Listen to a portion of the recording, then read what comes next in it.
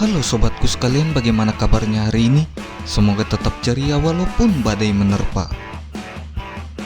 Film kali ini mengisahkan tentang 5 orang tentara profesional yang memiliki keahlian masing-masing dalam bertempur, di mana mereka berlima dikenal dengan julukan tim pecundang. Tanpa berlama-lama lagi, kita langsung saja ke alur ceritanya.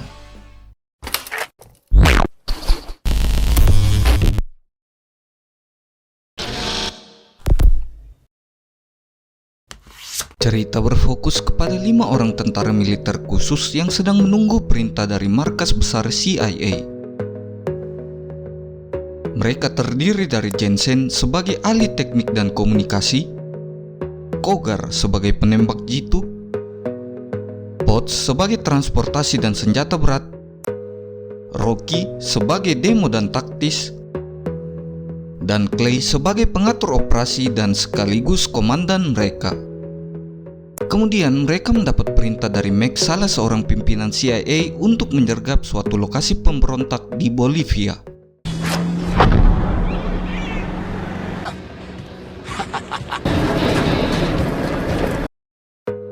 Sesampainya di sana, mereka mengamati jika pemberontak itu sedang menculik beberapa anak-anak. Awalnya mereka ingin membatalkan perintah tersebut karena tidak ingin anak-anak tadi menjadi korban peperangan. Namun Max selaku pimpinan bersikeras mengirimkan pesawat tempur 8 menit lagi untuk meledakkan lokasi tersebut. Roger, Pinball. Target acquired and locked. No one uses names on comms. This is a secure military. Mau tidak mau, akhirnya mereka berlima menyerang tempat tersebut.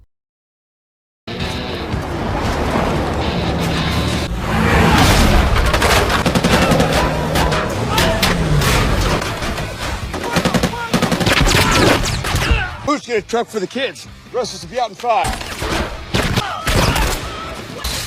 right, come on, let's go. Out you go. 3 minutes to target. Mi hermanito está allá arriba. Okay, you go over there with. Clay pun bertemu dengan pimpinan pemberontak itu yang bernama Fadil. Dan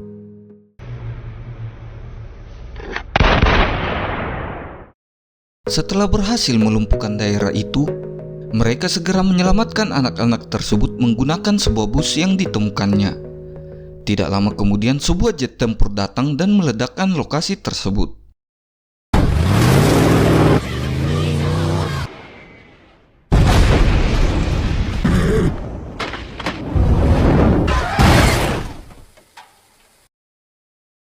Di titik pertemuan datanglah sebuah helikopter untuk menjemput mereka. Namun karena muatan helinya hanya cukup untuk membawa anak-anak saja, akhirnya mereka bersedia untuk ditinggalkan. Dan tiba-tiba Max, Cobra 1, bandit locked.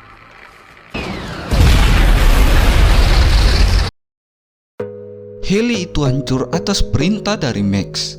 Melihat hal yang janggal tersebut, mereka pun sengaja membuang kalung-kalung identitasnya seolah-olah mereka ikut mati dalam insiden tersebut dan mencari tahu siapa Max sebenarnya.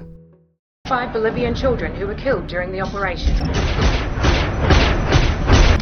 Protest today in front of the American Embassy.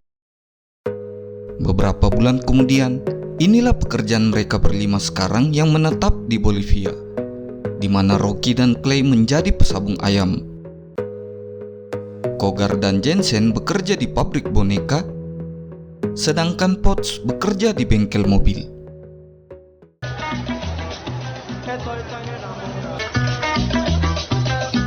Malam harinya saat Clay sedang makan malam, ia dihampiri oleh seorang gadis cantik yang bernama Aisyah. Dari sini, Clay pun diajak ke sebuah hotel untuk melakukan olahraga malam bersama. I bet you didn't see me on Mercado Street.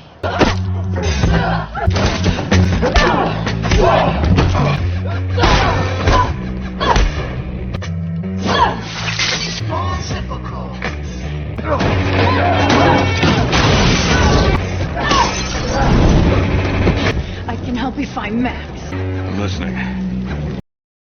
Di sini Aisyah mengajak Clay bersama timnya untuk bekerja sama dan berjanji akan memulangkan mereka kembali ke Amerika dengan syarat Clay mau membantunya menemukan lokasi Max berada. Mendengar hal itu, Clay pun langsung setuju. Akan tetapi jika Aisyah melanggar perjanjiannya, maka ia tidak akan segan-segan untuk membunuhnya.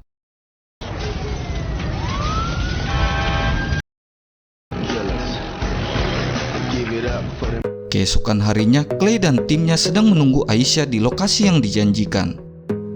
Di sini, Jensen sempat mencari tahu data tentang Aisyah, namun tidak menemukan satupun petunjuk darinya. Tak lama kemudian, Aisyah pun datang dan memberikan informasi jika orang yang bernama Max akan menuju Miami 3 hari lagi, di mana Max akan dikawal ketat melebihi pengawalan presiden. Oleh sebab itu, Aisyah bersedia membiayai segala aksi mereka asalkan Max berhasil ditangkap. Merasa dendam mereka pada Max bisa terbalaskan, akhirnya mereka berlima menyetujui hal tersebut.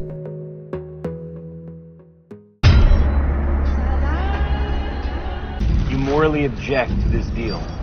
Di tempat yang berbeda, kita diperlihatkan sosok Max yang sebenarnya, di mana ia sedang menguji coba suatu alat penghancur massal bernama Snook.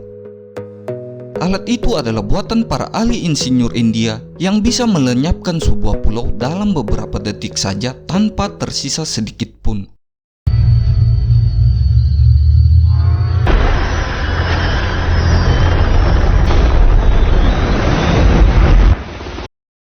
Setelah itu, Max pun menuju ke suatu pulau bersama bodyguard setianya yang bernama Wade, di mana Max mengatakan jika alat tersebut akan dibelinya dan dijual kepada pihak-pihak tertentu dengan harga yang tinggi.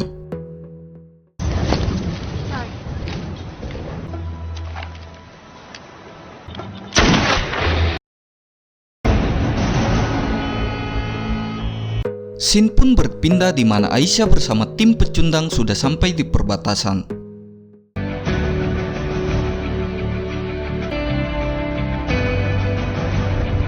Mereka lalu menjebak sebuah helikopter milik tentara Amerika untuk dipakai melakukan penyergapan terhadap Max. We've been in a collision with a civilian vehicle.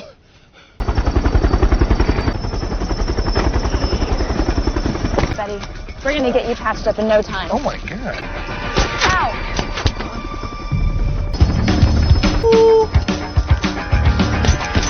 Have you ever seen an EMT look like this?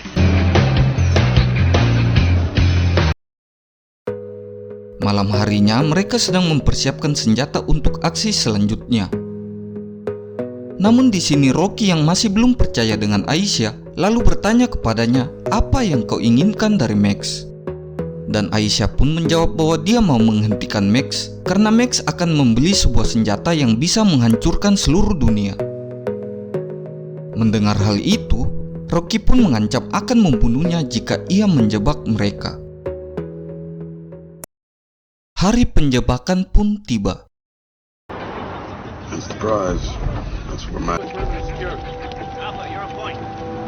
Rocky yang sudah sampai di lokasi segera menembak sebuah alat pelacak di salah satu mobil target agar Jensen bisa memantaunya. Max is westbound.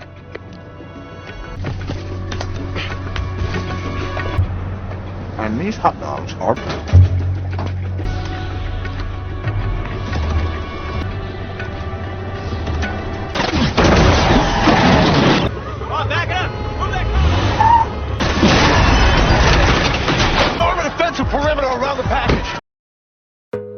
Situasi pun semakin kacau saat para pasukan musuh mulai melindungi mobil utama tempat Max berada. Clay pun datang dan mulai menembakkan gas air mata ke arah Wade dan pasukannya.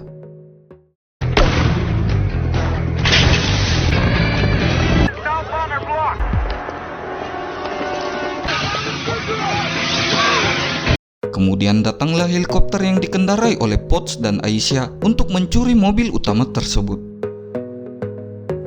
Wade yang berada di situ melihat wajah Potts dan mengetahui jika mereka berlima masih hidup.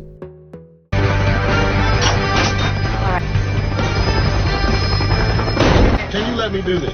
Sure. Can you let me do this? I got a crossbow.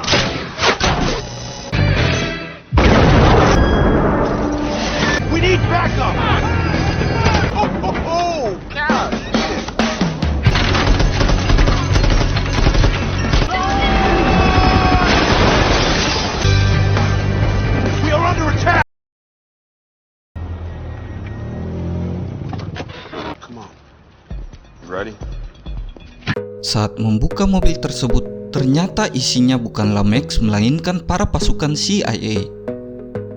Clay sempat bertanya tentang Max kepada mereka, namun tidak ada satupun darinya yang mengetahui siapa orang yang bernama Max.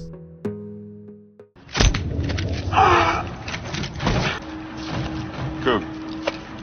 Mereka juga menemukan sebuah alat yang disimpan dalam sebuah kotak bertuliskan Goliath. Dari sini Rocky mengira jika Aisyah telah menjebak mereka semua. Dengan cepat Aisyah pun ditangkap dan Clay memerintahkan untuk mengeksekusinya. Namun Aisyah menjelaskan jika ia tidak berbohong dan menjelaskan tentang barang yang mereka temukan di mobil tadi pasti berhubungan dengan Max. Maka dari itu Jensen mencoba meretas alat tersebut namun tidak bisa membukanya karena membutuhkan sebuah kode sandi. Setelah mencari tahu, akhirnya mereka menemukan jika alat tersebut dibuat oleh sebuah perusahaan senjata yang bernama Goliath. Namun Rocky menganggap hal itu sia-sia saja karena ia hanya ingin hidup normal dan tidak mau menambah masalah lagi untuk memburu Max. Dan kesalahpahaman pun terjadi. Killing her right now. You don't like the way I'm running things, Roke? You got beat by a guy on the radio. She framed us. Are you guys blind again because of a woman? Cut her loose.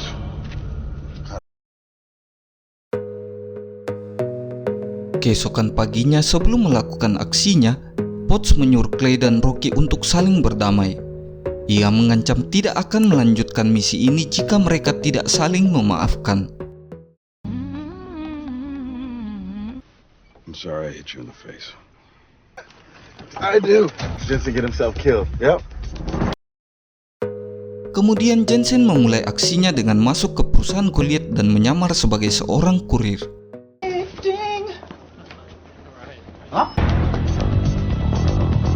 Setelah itu ia menelpon pimpinan perusahaan tersebut yang bernama Henderson.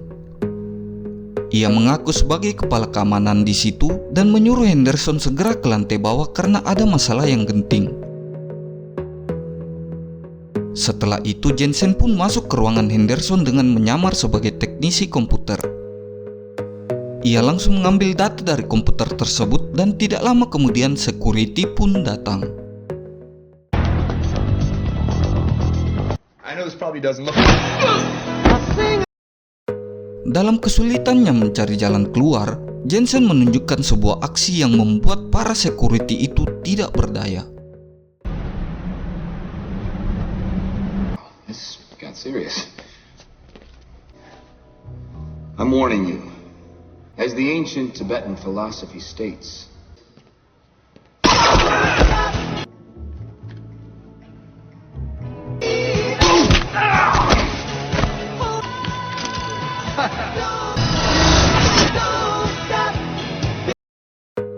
Setelah itu Jensen yang berhasil meretas alat tersebut menemukan hasil pencucian uang Max yang bernilai $400 juta. Ia juga menemukan sebuah tempat di mana uang itu disimpan yang berlokasi di Los Angeles. Oleh sebab itu mereka menyusun rencana untuk menyergap tempat tersebut dengan harapan dapat menemukan Max di sana.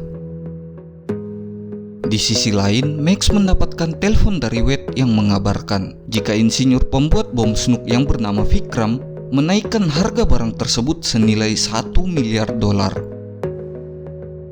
Max terpaksa mengiyakan harga tersebut agar kesepakatan bisa berjalan lancar.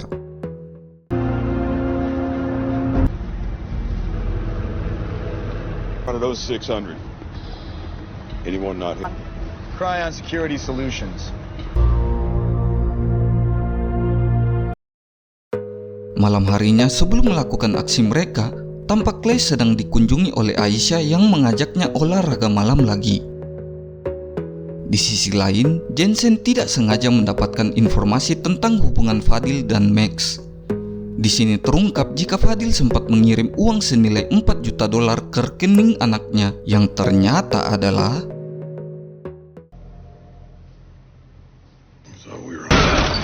Your daughter, Clay. She's got a gun. It's pointed at my dick. Clay, it's...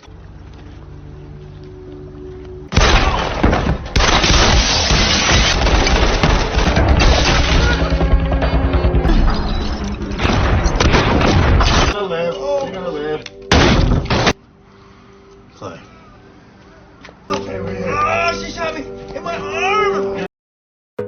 Kemudian Clay dan kawan-kawannya membawa Jensen ke sebuah apotek yang tertutup untuk mengobatinya. Di sini mereka berunding tentang Aisyah yang sudah mengetahui rencana dan identitas mereka. Mereka takut jika Aisyah akan menggagalkan misinya dan membunuh keluarganya masing-masing. Namun Clay bersikeras untuk melanjutkan misinya itu dan memberikan mereka pilihan untuk kembali ke keluarganya masing-masing. Mendengar hal itu, mereka berempat sepakat untuk melanjutkan misinya tersebut dan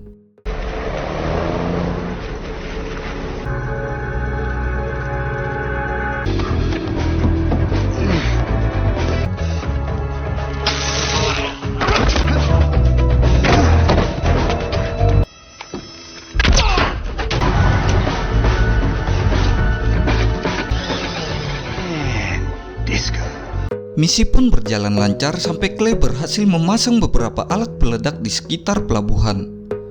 Tapi tiba-tiba Hey, Clay. Yeah. Trying to set us up.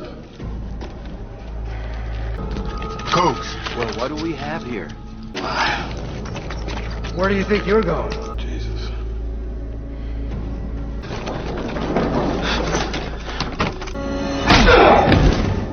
Oh, yeah. ternyata Rocky telah berkhianat untuk menjebak mereka dan bergabung dengan Max. Rocky melakukan hal itu karena hanya ingin hidup normal dan tidak mau menambah beban hidupnya dengan membalas dendam kepada Max. Clay yang merasa kecewa akan hal itu mengatakan bahwa ia akan membunuhnya dengan cara yang mengenaskan.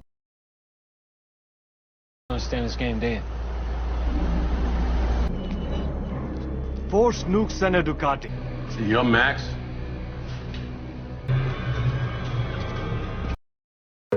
Setelah itu, Clay dan 3 orang kawannya dibawa ke suatu tempat untuk segera dieksekusi. Dan tiba-tiba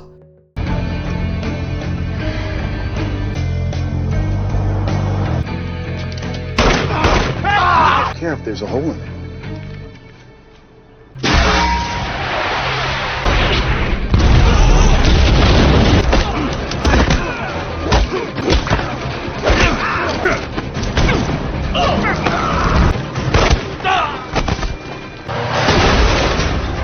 Touch the hat. mereka pun selamat dan mencari tempat perlindungan. Sementara itu, kedatangan Aisyah ternyata untuk membalaskan dendam kepada Clay yang telah membunuh Fadil, ayahnya. Tanpa mengelak hal itu, Clay memberikan pilihan kepadanya untuk segera membunuhnya atau tidak. Karena menurut Clay, ayahnya tetaplah seorang penjahat. Namun Aisyah mengerti jika apa yang dilakukan Clay itu atas dasar perintah dari Max. Dan kemudian di sisi lain, Max ternyata melanggar kesepakatan untuk membeli bom tersebut dan malah mengancam Vikram untuk membunuhnya jika ia tidak memberikan bom itu padanya. Vikram juga dipaksa untuk mengaktifkan bom tersebut dengan tujuan untuk membuat teror secara global dan menjadikan dirinya sebagai penguasa. Tapi tidak lama kemudian,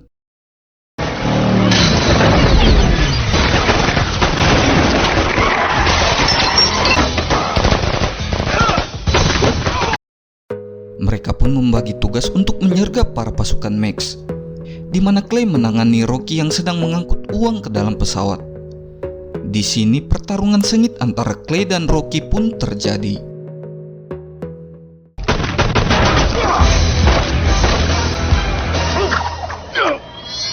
You know, I always wondered how this is gonna play.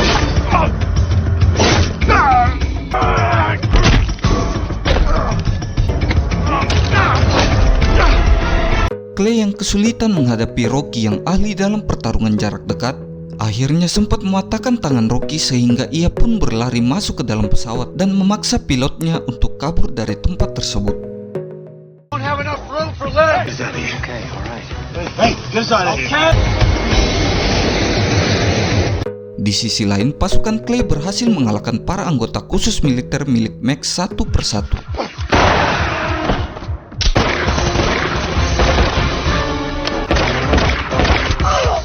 Dari kejauhan, Wade yang mengetahui jika Rocky akan membawa kabur pesawat yang berisi uang tersebut segera menaiki sebuah motor untuk mengejarnya.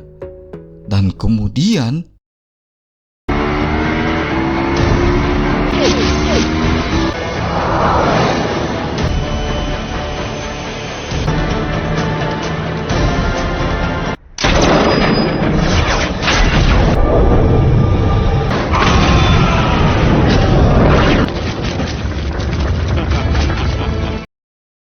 di sisi lain, Snook akhirnya berhasil diaktifkan oleh Vikram dan memberikan alat pemicu jarak jauh itu kepada Max. 10, 9. Setelah menerima alat tersebut, Max langsung membunuhnya dan berniat kabur dari situ.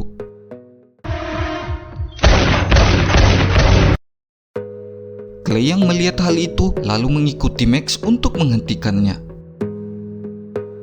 Mau lari kemana, Bang? Clay menyuruh Max untuk menyerahkan diri agar nama pecundang bisa dibersihkan. Namun Max mengancam untuk mengaktifkan Snook jika Clay mencoba membunuhnya. So since you can't shoot Merasa dirinya terancam, Max lalu membuang alat pemicu itu dan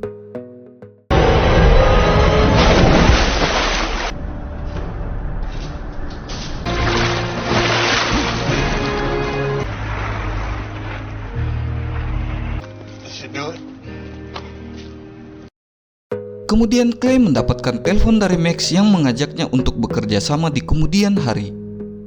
Namun Clay menolaknya dan berjanji akan tetap memburu Max apapun yang terjadi.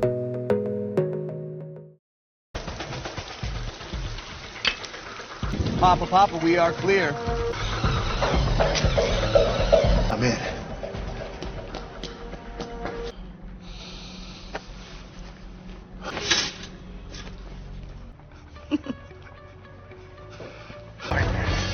Mr. Boy, Clay.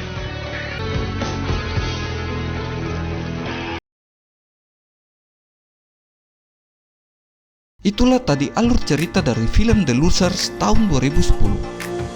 Bagaimana pendapat kalian dengan film ini? Tulis di kolom komentar ya. Jika ada salah kata atau hal yang kurang berkenan, mohon maaf lahir dan batin.